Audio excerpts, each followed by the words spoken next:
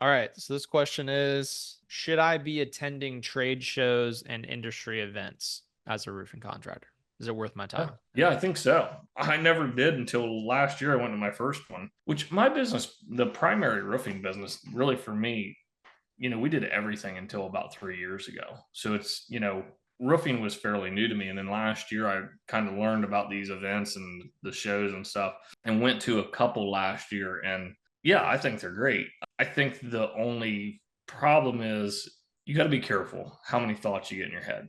I think that there's guys out there that have all these experienced people talking in their ears and giving them this great advice. And it's great advice, but they get too many ideas in their head and then you're not able to execute on any of them.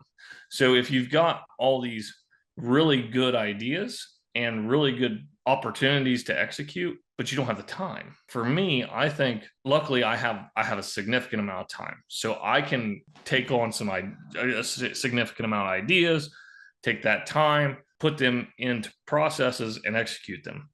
But if you're, still working on the job a lot, or if you're still, in sales a lot, you don't have a ton of extra time. So let's go to one event a year, maybe in the off season.